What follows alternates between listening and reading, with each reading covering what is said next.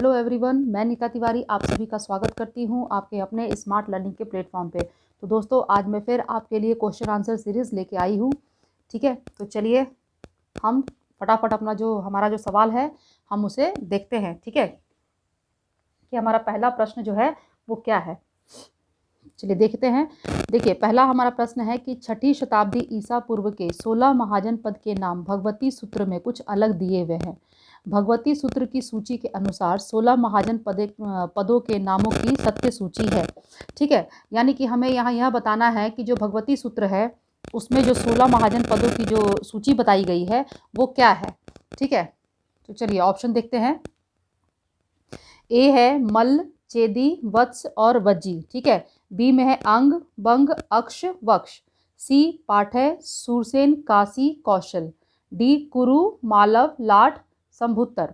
ठीक है, तो हमें बताना है कि जो भगवती सूत्र है उसकी सूची, उसने जो सूची बना रखी है 16 महाजनपद की, तो उसमें इनमें से कौन सा जो है वो करेक्ट है। ठीक है, तो भगवती सूत्र के अनुसार जो करेक्ट ऑप्शन है वो है बी। ठीक है, अंग, बंग, अक्ष, वक्ष। ठीक है, चलिए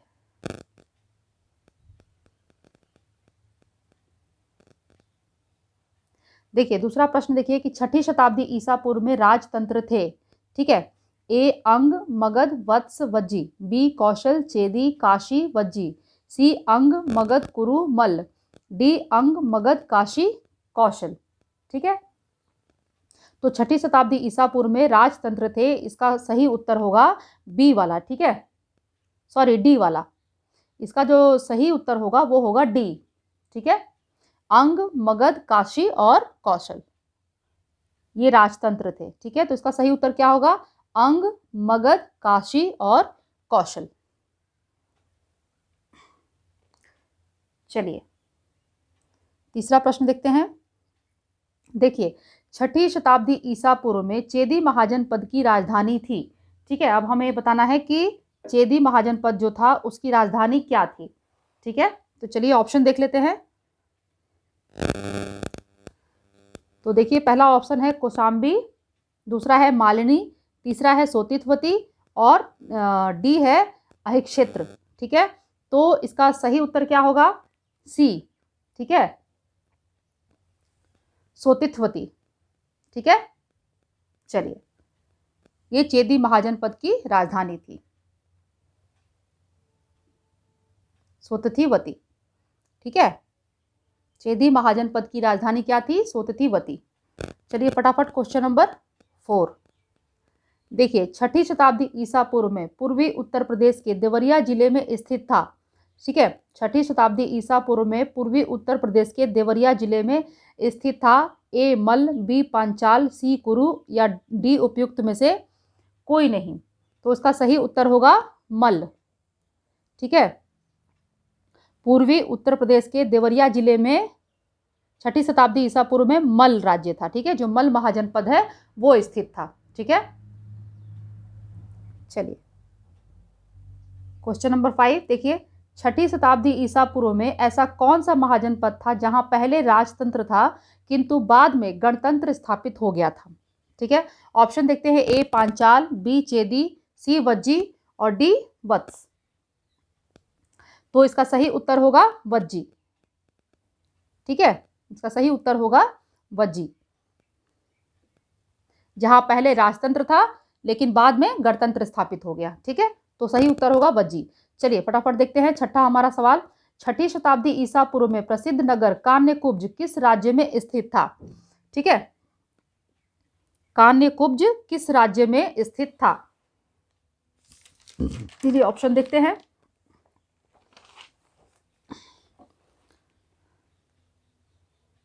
देखिए ए कुरु, बी वत्स, सी मल्ल और डी पांचाल।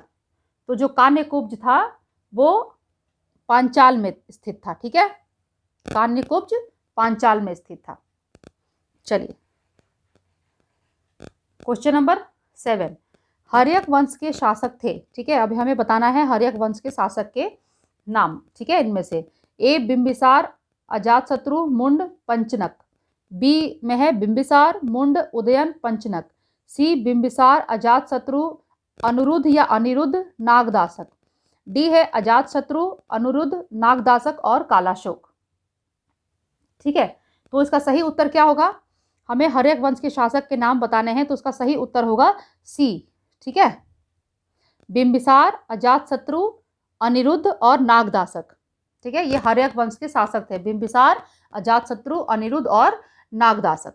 ठीक है, और आप जो है ये भी याद रखिएगा कि कौन से वंश जो है वो सीक्वेंस याद रखिएगा। जो 16 महाजनपद है, तो मगध पे शासन करने वाले जो राज्य थे, क्योंकि काफ़ी इंपॉर्टेंट होता है, कई बार पूछा जाता है कि मगध पे जो शासन किया गया तो कौन कौन से जो राज्य थे, कौन कौन से वंश ने शासन किया। ठीक है, तो उनका सीक्वेंस बताना होता है, तो वो याद रखिएगा। तो उसमें पहला कौन सा है आपका? हर्यक वंश है। ठीक है, तो ये आपको याद रखना है। फिर नाग वंश आएगा। ठीक है, फिर नंद आएगा, फिर मौर्य आएगा। चलिए आगे देखते हैं। हमारा क्वेश्चन नंबर 8। ठीक है, दीप वंश में किसके पिता का नाम बोधिस मिलता है? ठीक है, दीप वंश में किसके पिता का नाम बोधिस मिलता है? ठीक है, देखिए ये जो मगध के जो भी वंश थे, जो भी मगध पे शासन करने वाले जो भी वंश रहे हैं, उनको सरल पूर्वक याद करने के लिए बहुत ही आसान है। मैंने कहीं देखा ही था, तो मैं वो आपके साथ शेयर करती हूँ। ठीक है, तो उसमें बहुत ही इजी था कि हरा नाग नंद मौर्य। ठीक है, हरा नाग नंद मौर्य, आपको इस तरीके से बहुत ही इजी है याद रखना कि हरा से हर्यक, नाग से जो नाग है। ठीक है, और उसके बाद आपका आ जाएगा नंद वंश का। ठीक है, और उसके बाद आ जाएगा आपका मौर्य वंश। तो ऐसे आप याद रखिएगा। ये मैंने कहीं सुना था, तो मैंने आपको आपके साथ शेयर कर दिया। आप इसे इजीली याद कर सकते हैं इस तरीके से। ठीक है, चलिए, तो यहाँ दिया है क्वेश्चन नंबर 8 में कि दीप वंश में किसके पिता का नाम बोधिस मिलता है? ठीक है, ए मुंड, बी कालाशोक, सी अनिरुद्ध और डी उपयुक्त में से कोई नहीं। तो इसमें से कोई नहीं। ठीक है, ऐसे भी सवाल आते हैं जिनमें कि जो लास्ट ऑप्शन होगा वो लिखा होगा कोई नहीं। ठीक है, तो इनमें से कोई भी नहीं। चलिए, अजात शत्रु का उपनाम था, क्वेश्चन नंबर 9, अजात शत्रु का उपनाम था क्षेत्रोजस, बी कुणिक, सी श्रेणिक, डी उपयुक्त में से कोई नहीं। तो फ्रेंड्स, अजात शत्रु का उपनाम था कुणिक। ठीक है, अजात शत्रु का उपनाम क्या था? कुणिक। चलिए,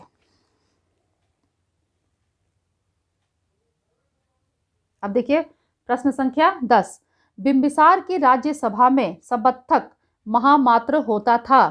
अब सबत्थक महामात्र जो होता था वो कौन होता था? ठीक है, ये हमें बताना है बिंबिसार के राज्यसभा में। ठीक है, ए प्रधान न्यायिक अधिकारी, बी सेना का प्रधान अधिकारी, सी सामान्य प्रशासन का प्रमुख पदाधिकारी, या डी उपयुक्त में से कोई नहीं। ठीक है, तो फ्रेंड्स, बिंबिसार की राज्यसभा में जो सबत्थक महामात्र होता था वो सामान्य प्रशासन का प्रमुख पदाधिकारी होता था। ठीक है, सबत्थक महामात्र कौन होता था? सामान्य प्रशासन का प्रमुख पदाधिकारी होता था। ठीक है, चलिए क्वेश्चन नंबर 11, अजात शत्रु के पश्चात मगध का शासक बना। ठीक है, अजात शत्रु के पश्चात मगध का शासक बना उदयभद्र, बी अनिरुद्ध, सी मुंड और डी नागदासक। ठीक है, तो अजात शत्रु के बाद उदयभद्र बना। ठीक है, कौन बना? उदयभद्र बना। ठीक है ना, तो आप ये भी याद रखेंगे। ठीक है, जो भी वंश, जिस वंश ने भी मगध पे शासन किया, उनके भी जो वंश में जो सीक्वेंस है उनको आप याद रखेंगे कि पहले कौन राजा बना, फिर उसके बाद कौन राजा बना, देन उसके बाद कौन राजा बना। तो इन्हें भी आप याद रखिएगा। ठीक है, क्योंकि कभी कभी वो भी आ जाता है। ठीक है, आपको करेक्ट सीक्वेंस दे दिए जाएंगे ऊपर नीचे करके, और आप उनको करेक्ट करना होता है। ठीक है, कि पहले ये बने फिर वो बने, इस तरीके से। ठीक है, चलिए देखिए, प्रथम बौद्ध संगीति का आयोजन किसके शासन काल में किया गया था? ठीक है, तो ए है बिंबिसार, बी अजातशत्रु, सी अनिरुद्ध और डी नागदासक। तो आप सभी जानते ही हैं कि प्रथम बौद्ध संगीति जो है उसका आयोजन अजातशत्रु के शासनकाल में करवाया गया था। ठीक है, महात्मा बुद्ध की मृत्यु के पश्चात, है ना। और ये कब किया गया था? 483 ईसा पूर्व में, ठीक है। कब किया गया था? 483 ईसा पूर्व में अजात शत्रु के शासन काल में प्रथम बौद्ध संगीति का आयोजन किया गया था, ठीक है। चलिए, ये जो बौद्ध संगीति है ये भी आपको याद रखनी है, ठीक है। चलिए, जो इम्पोर्टेंट है वो मैं आपको बताती जाऊंगी, जो खास तौर पे आप लोग को याद रखना है। चलिए नेक्स्ट देखते हैं, क्वेश्चन नंबर हमारा 13, ठीक है। गंगा और सोन नदियों के संगम पर पाटलिपुत्र नामक नगर की स्थापना की गई थी, ठीक है। पाटलिपुत्र जो है इसकी स्थापना की गई थी ए बिंबिसार के द्वारा, बी अजातशत्रु, सी उदय भद्र और डी मुंडक द्वारा। तो पाटलिपुत्र जो है इस नगर की स्थापना उदय भद्र के द्वारा की गई थी, ठीक है। पाटलिपुत्र नामक नगर जो है इसकी स्थापना किसके द्वारा की गई थी? उदय भद्र के द्वारा की गई थी। चलिए क्वेश्चन नंबर 14, शिशुनाग वंश का अंतिम शासक था। देखिए मैंने अभी बताया ना आपको, हरा, नाग, नंद और मौर्य, ऐसे आपको जो है याद रखना है, ठीक है। मगध के जो शासक थे, ठीक है, वो कौन कौन से जो वंश का अगर आ जाता है, कौन कौन सी डायनेस्टी थी, ठीक है।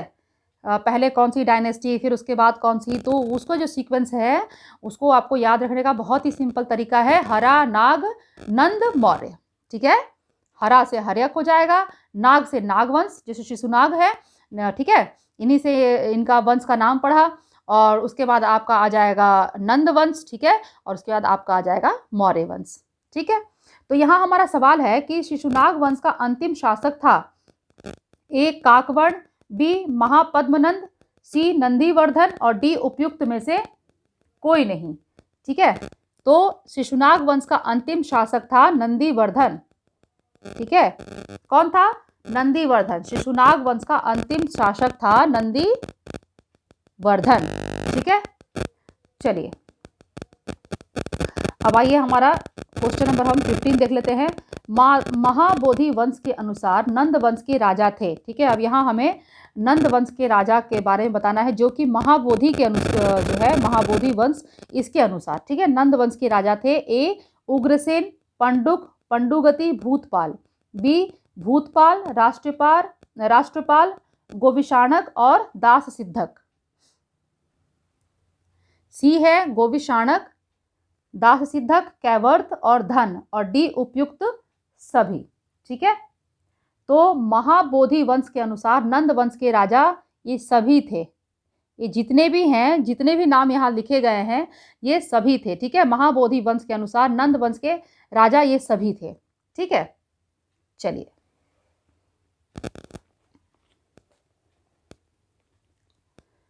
अब आ जाइए, ये भी इंपॉर्टेंट है, ठीक है। क्वेश्चन हमारा जो 16वां प्रश्न है, अगुंतर निकाय में महाजन पदों की संख्या 16 बताई गई है।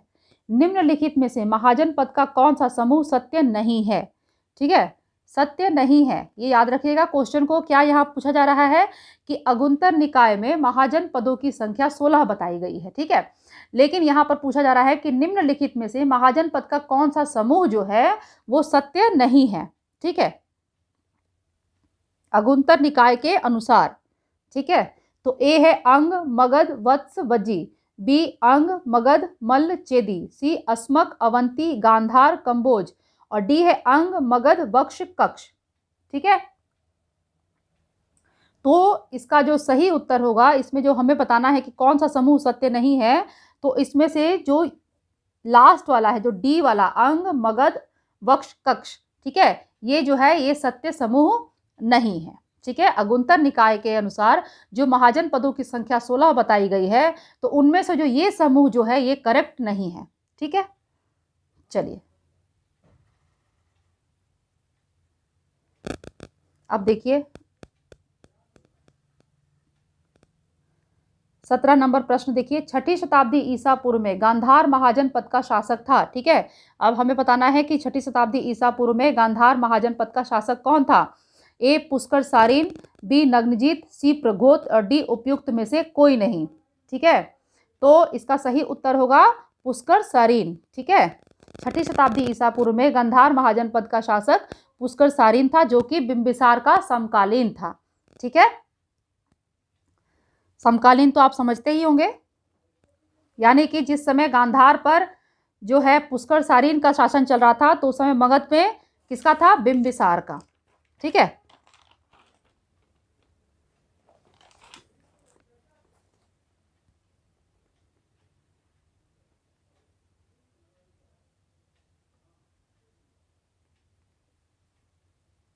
चलिए आप देखिए क्वेश्चन नंबर 18, सुनिध व वस्कर निम्नलिखित में से किसके मंत्री थे? ठीक है, सुनिध व वस्कर निम्नलिखित में से किसके मंत्री थे? ए उदयभद्र, बी अनिरुद्ध, सी अजातशत्रु और डी मुंडक। ठीक है, तो सुनिध और वस्कर जो थे ये अजातशत्रु के मंत्री थे। ठीक है, किसके मंत्री थे? अजातशत्रु के मंत्री थे। चलिए प्रश्न संख्या 19, जैन ग्रंथ में किसकी मां का नाम पद्मावती मिलता है? ठीक है, प्रश्न देखिए, जैन ग्रंथ में किसकी मां का नाम पद्मावती मिलता है? ए उदयभद्र, बी अनिरुद्ध, सी मुंडक और डी नागदाशक। ठीक है, तो इसका सही उत्तर है उदयभद्र। ठीक है, जैन ग्रंथ में जो उदयभद्र है इसकी मां का नाम हमें क्या मिलता है? पद्मावती। ठीक है, चलिए फटाफट करते हैं, जल्दी जल्दी, अब हमारे पास ज़्यादा टाइम भी नहीं है ना। हमारा एग्ज़ाम 31 को है, तो हमारे पास समय बहुत कम है, तो हमें जल्दी जल्दी अपने पेपर की तैयारी करनी है। ठीक है, चलिए अब को प्रश्न संख्या 20 देखिए, हर्ष चरित्र से ज्ञात होता है कि काकवर्ण के गले में छुरा भोंककर हत्या कर दी थी। ठीक है, हर्ष चरित्र से ज्ञात होता है कि काकवर्ण के गले में छुरा भोंककर हत्या कर दी थी। ए पंचनक ने, बी महापद्मनंद ने, सी पंडुक ने और डी पंडुगति ने। ठीक है, तो काकवर्ण के गले में छुरा भोंककर हत्या किसने कर दी थी? महापद्मनंद ने। ठीक है, ये हमें कहाँ से पता चलता है? हर्ष चरित्र से। ठीक है, ये सवाल इस तरीके से भी आ सकता है कि काकवर्ण के गले में छुरा भोंक करके महापद्मनंद ने हत्या कर दी थी, इसके बारे में हमें कहाँ से ज्ञात होता है? ठीक है, सवाल इस तरीके से भी पूछा जा सकता है। तो ये हमें हर्ष चरित्र से ज्ञात होता है कि काकवर्ण के गले में महापद्मनंद ने छुरा भोंक करके उसकी हत्या कर दी थी। ठीक है, तो सवाल जो है वो किसी भी तरीके से पूछा जा सकता है। ठीक है, तो आपको हर तरीके के प्रश्न के लिए तैयार रहना है। चलिए प्रश्न संख्या 21 देखिए, निम्नलिखित में से किसे दूसरे परशुराम का अवतार माना गया है? ठीक है, दूसरे परशुराम का अवतार माना गया है। ए महापद्मनंद, बी दाससिद्धक, सी कैवर्त और डी धन। ठीक है, तो दूसरे परशुराम का अवतार महापद्मनंद को माना गया है। ठीक है, चलिए अब देखिए प्रश्न संख्या 22। ठीक है, छठी शताब्दी ईसा पूर्व में शुल्क देकर शिक्षा ग्रहण करने वाले विद्यार्थियों को कहा जाता था? जो विद्यार्थी शुल्क देकर के शिक्षा ग्रहण करते थे उन्हें क्या कहा जाता था छठी शताब्दी ईसा पूर्व में? सदविहारिक, बी भागदायिका, सी धमंतवासिका और डी उपयुक्त में से कोई नहीं। तो जो विद्यार्थी छठी शताब्दी ईसा पूर्व में शुल्क देकर शिक्षा ग्रहण करते थे उन्हें भागदायिका कहा जाता था। ठीक है, जो विद्यार्थी छठी शताब्दी ईसा पूर्व में शुल्क देकर यानी कि अपना फी पे करके शिक्षा ग्रहण करते थे उनको क्या कहा जाता था? भागदायिका कहा जाता था। ठीक है, चलिए आगे बढ़ते हैं।